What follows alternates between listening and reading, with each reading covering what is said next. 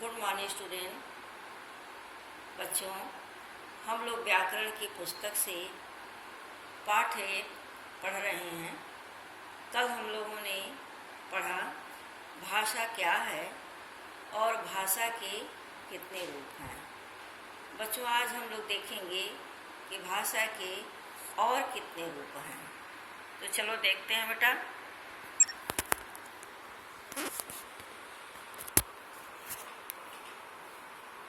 भाषा के कुछ अन्य रूप। भाषा के अन्य रूप में सबसे पहले है मातृभाषा। मनुष्य के जन्म स्थान से जुड़ी भाषा मातृभाषा कहलाती है। जैसे किसी ने पंजाब में जन्म लिया तो उसकी मातृभाषा पंजाबी होगी, क्योंकि पंजाब में पंजाबी बोली जाती है।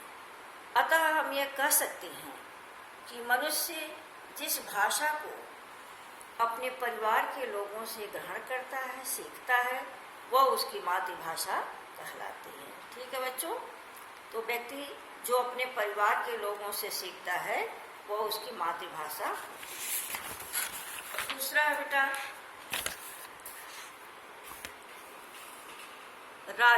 राष्ट्रभाषा। राष्ट्रभाषा क्या है?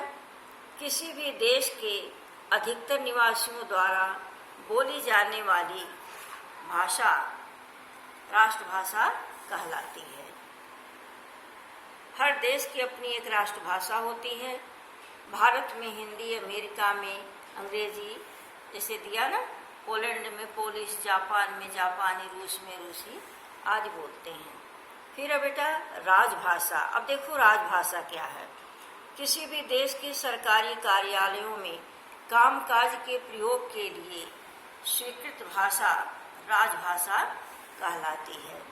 भारत में 14 सितंबर 1949 को भारतीय संविधान सभा द्वारा हिंदी को राजभाषा के रूप में स्वीकार किया गया। इसको तो सब लोग जानते हो।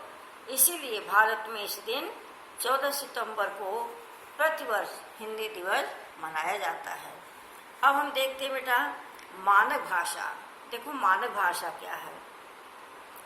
समाज के शिक्षित वर्ग तथा शिष्ट जनों द्वारा प्रयोग की जाने वाली भाषा को मानक भाषा कहा जाता है। ठीक है बेटा। यह भाषा व्याकरण सम्मत होती है, अर्थात व्याकरण के नियम के अनुसार होती है। शिक्षा, साहित्य, दूरदर्शन, आकाशवाणी, समाचार पत्र आदि में मानक भाषा का ही प्रयोग किया जाता है। ठीक है बच्चों। जैसे तुम देख रहे हो यहाँ कि अमानक रूप क्या है और मानक रूप क्या है। जैसे यहाँ शुद्ध लिखा है तो इसको अमानक रूप मानते हैं। व्याकरण के हिसाब से यह शुद्ध नहीं है, शुद्ध ये है, मानक रूप यह है शुद्ध का। इसी तरह से संत, संत देख रहे हो शब्दों को, तो ये अमानक है, यह मानक है। देखो आगे दिया बेटा भारत के संविधान द्वारा मान्यता प्राप्त भाषाएं। भारतीय संविधान में 22 भाषाओं को मान्यता प्रदान की गई, जो इस प्रकार हैं जैसा तुम देख रहे हो। अब आगे देखते हैं बेटा हिंदी भाषा की विशेषताएं। हिंदी भाषा की क्या विशेषता है इसको हम देखते हैं। हिंदी पूर्णतया वैज्ञानिक भाषा है जो बोलने और लिखने में समान है। हिंदी भारत की सर्वाधिक बोले जाने वाली तथा लोकप्रिय भाषा है। लिपि चिन्हों के नाम व ध्वनियों में कोई अंतर नहीं है। जैसे रोमन में अक्षर बी की ध्वनि ब है, परंतु हिंदी में अक्षर अ की ध्वनि अ ही होती है। नेक्स्ट है हिंदी फिजी देश की राजभाषा है। फिजी एक देश का नाम है बेटा, जो जहाँ पर हिंदी बहुत बोलते हैं लोग, और उसको कहा जाता है कि यह दूसरा हिंदुस्तान है। फिजी एक देश है तथा यह Mauritius, Trinidad, Tobago, Suriname, Malaysia आदि में भी मुख्य रूप से बोली जाती है।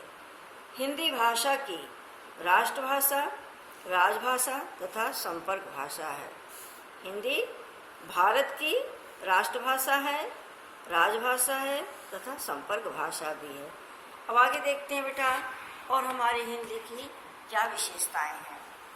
यह भारत में 18 करोड़ निवासियों की मातृभाषा तथा 30 करोड़ लोगों की संपर्क भाषा है। उत्तर प्रदेश, हिमाचल प्रदेश, उत्तराखंड, हरियाणा, दिल्ली, मध्य प्रदेश, छत्तीसगढ़, बिहार तथा झारखंड मुख्य हिंदी भाषी प्रदेश हैं। यहाँ मुख्य रूप से हिंदी बोलते हैं।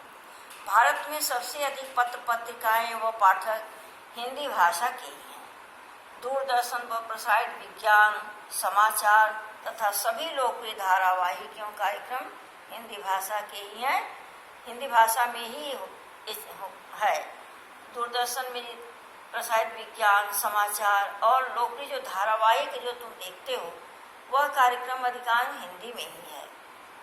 हिंदी भाषा का शब्द भंडार अत्यंत विशाल है। इसमें अनेक भाषाओं के शब्द समाहित हैं, जैसे अरबी, फारसी, अंग्रेजी, तुर्की, फ्रांसीसी, डच, पुर्तगाली आदि। ठीक है बच्चों, तो ये है हमारे हिंदी भाषा की विशेषता। अब एक टॉपिक और हम देखेंगे, लिपि। लिपि क्या है? वर्णों का उच्चारण ध्वनियों के माध्यम से होता है। ध्वनियों को लिखने के लिए कुछ चिन्हों की आवश्यकता होती है। ध्वनि का लिखित रूप लिपि कहलाता है। ध्वनि का लिखित रूप लिपि कहलाता है। अतः हम कह सकते हैं ध्वनियों को लिखित रूप में प्रकट करने के लिए निर्धारित चिन्हों की व्यवस्था को ही लिपि कहते हैं। ध्वनियों को लिखित रूप में प्रकट करने के लिए निर्धारित निश्चित चिन्हों की व्यवस्था को लिपि कहते हैं। अभी देख रहे हो सभी भाषाओं की लिपियां अलग अलग होती हैं। हिंदी भाषा की लिपि देवनागरी है, जिसका विकास ब्राह्मी लिपि से हुआ है। ठीक है बच्चों, जिसे बाएं से दाईं ओर लिखा जाता है, जिसे बाएं से दाईं ओर लिखते हैं। ठीक है, अब यहाँ देखो कुछ भाषाएं दी हुई हैं और उसकी लिपियां हैं, जैसे संस्कृत की देवनागरी, मराठी देवनागरी, नेपाली की देवनागरी, देख रहे हो दिया है। अंग्रेजी की रोमन, जर्मन, फ्रांसीसी की रोमन, पंजाबी गुरुमुखी, बंगाली बंगला, तेलुगु, देख रहे हो ये लिखा है। तमिल का तमिल लिपि, कन्नड़ का कन्नड़ में ही लिखा जाता है। ठीक है बच्चों, तो आज इतना ही हम लोगों ने आज देखा कि भाषा के कुछ अन्य रूप हैं। जो 4 रूप हम लोगों ने देखा, मातृभाषा, राष्ट्रभाषा, राजभाषा और मानव भाषा। उसके बाद हम लोगों ने देखा कि हिंदी भाषा की क्या विशेषताएं हैं। फिर अभी हम लोगों ने पढ़ा लिपि किसे कहते हैं। फिर बेटा आगे मिलेंगे। हमको पूरा विश्वास है जो हमने समझाया तुम्हें समझ में आया होगा। अब हम लोग आगे की क्लास में बोली के बारे में पढ़ेंगे। ठीक है बच्चों, जो प्रश्न दिया जाता है उसको तुम बुक में सारा आंसर दिया हुआ है, उसको देखकर लिखा करो। ठीक है, थैंक यू स्टूडेंट।